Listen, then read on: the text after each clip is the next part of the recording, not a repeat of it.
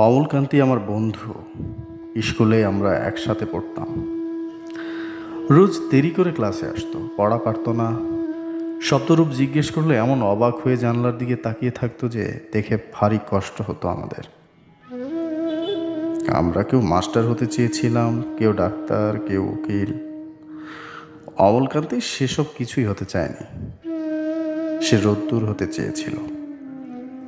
ক্ষান্ত বর্ষণ, কাক ডাকা বিকেলের সেই লাজুক রোদ্দুর, জাম আর জামরুলের পাতায় যা নাকি অল্প একটু হাসির মতন লেগে থাকে। আমরা কেউ মাস্টার হয়েছি, কেউ ডাক্তার, কেউ উকিল। অমলকান্তি রোদ্দুর হতে পারেনি। সে এখন অন্ধকার একটা ছাপাখানায় কাজ করে। মাঝে মধ্যে আমার সঙ্গে দেখা করতে আসে, চা খায়, এটা ওটা গল্প করে, তারপর বলে উঠি তাহলে।